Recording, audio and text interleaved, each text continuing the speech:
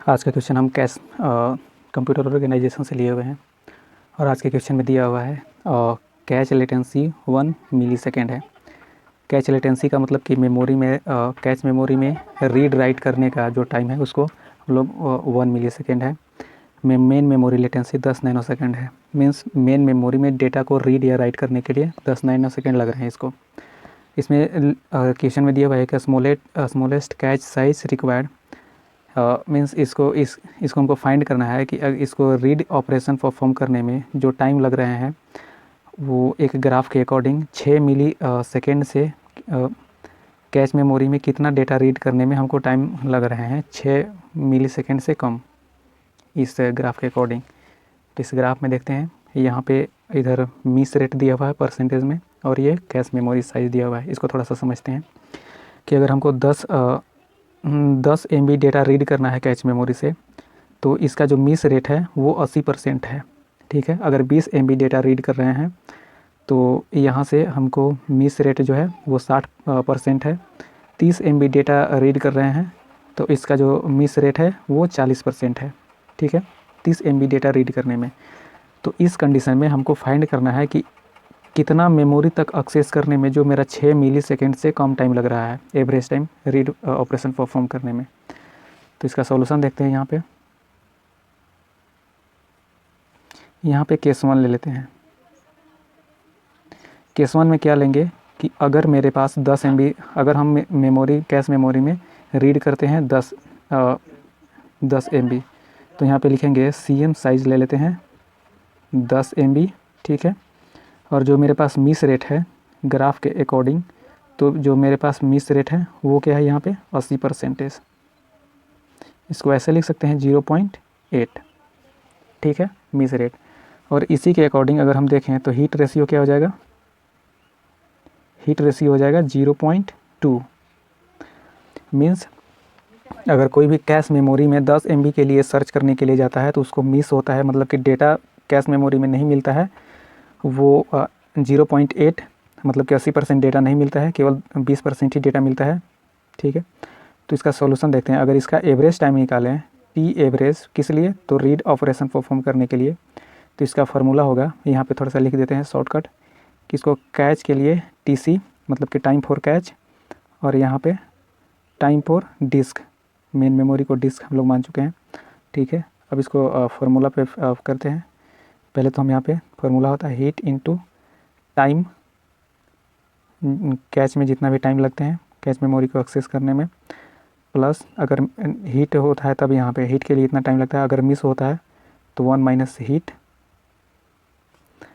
Into memory access time TD और यहाँ पे कैश मेमोरी एक्सेस टाइम, क्योंकि दोनों को एक्सेस करना पड़ रहा है, कैश मेमोरी को भी और मेन मेमोरी को भी, अगर मिस होता है डेटा तब।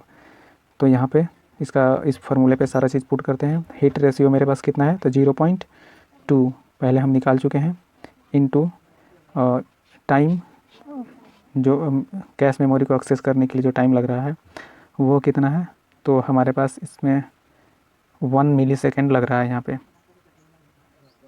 तो 1 मिली सेकेंड लिखेंगे प्लस 1 माइनस हीट। मीन्स अगर हीट 2% है तो मिस, इसका मतलब कि मिस है, तो यहाँ पे डायरेक्टली लिख देते हैं 0.8 इनटू यहाँ पे TD plus TC means main memory access time 10 nanosecond है, यहाँ पे मिली सेकेंड है, इसको नैनो नहीं समझना है, यहाँ पे 10 मिली सेकेंड प्लस यहाँ पे हमारा 1 millisecond cache memory access time. इसको सोल्व करते हैं तो क्या हो जाएगा 0.2 इंटू यहाँ पे 0.2 इन लोग दोनों को अगर मल्टीप्लिकेशन करते हैं तो मिली सेकेंड प्लस इसको सोल्व करते हैं तो क्या हो जाएगा 0.8 इंटू 11 मिली सेकेंड। ठीक है, इसको करेंगे तो 0.2 मिली सेकेंड प्लस इसको करेंगे तो कितना हो जाएगा 8.8 मिली सेकेंड। आप सोल्व करके देख लीजिएगा। तो अगर इसको हम ऐड करेंगे तो कितना हो जाएगा टोटल 9 मिली सेकेंड। और हमारे क्वेश्चन में पूछा हुआ है कि स्मॉलेस्ट मेरे जो टी एवरेज होना चाहिए रीड ऑपरेशन के लिए वो होना चाहिए 6 मिली सेकेंड से कम, और मेरे पास कितना आया है 9 मिली सेकेंड, और ये छोटा नहीं है, मतलब ये कंडीशन फॉल्स हो गया। ठीक है, अब इसी पे हम लोग एक केस 2 लेंगे। जब यहाँ पे केस 1 में हम 10 MB लिए थे तो यहाँ पे 9 मिली सेकेंड आया था, तो हम केस 2 में लिखते हैं कि CM साइज इक्वल टू, अगर हम 30 MB ले लें तब कितना मेरे पास मिस रेट कितना आता है, 30 MB लेने के बाद मिस रेट आता है 40%, means miss rate equal to 40%, means 0.4, और हमारे पास जो हीट रेशियो है वो कितना हो जाएगा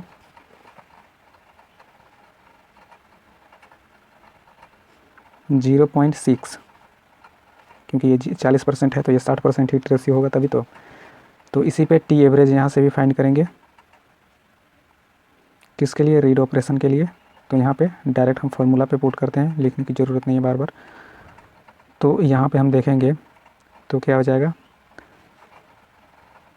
hit 0.6 hit rate into 1 millisecond cache access time, cache memory access time, plus अगर यहाँ पे हीट होता है तो इतना टाइम लगेगा, अगर मिस होता है तो कितना लगेगा 0.4 into main memory access time 10 millisecond plus cache memory access time 1 millisecond. ठीक है, अब यहाँ पे टी एवरेज निकालेंगे, इसको सॉल्व करेंगे तो क्या हो जाएगा, इन लोग दोनों को अगर मल्टीप्लिकेशन करते हैं तो 0.6 मिली सेकेंड आएगा, प्लस इन लोग को सॉल्व करते हैं तो 0.4 इंटू 11 मिली सेकेंड। ठीक है, तो यहाँ पे और क्या हो जाएगा 0.6 मिली सेकेंड प्लस इन लोग दोनों को मल्टीप्लिकेशन करेंगे तो 4 इंटू 4 मिली सेकेंड आएंगे, इन लोग दोनों को ऐड करेंगे तो कितना हो जाएगा 5 मिली सेकेंड आएंगे, जो कि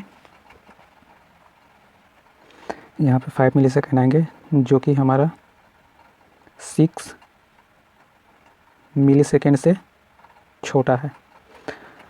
अगर इसे, क्योंकि यहाँ पे एक ही छोटा है तो 30 MB इनफ है, अगर हम इसको 20 MB लेते हैं तो यहाँ पे 10 MB में 9 मिली सेकेंड लगल था, तो कम से कम अगर हम यहाँ पे लेते हैं 20 MB के लिए, तो 20 MB के लिए अगर एवरेज निकालेंगे तो 7 मिली सेकेंड ऐसे ही कुछ आएगा, तो वो भी फॉल्स हो जाता है।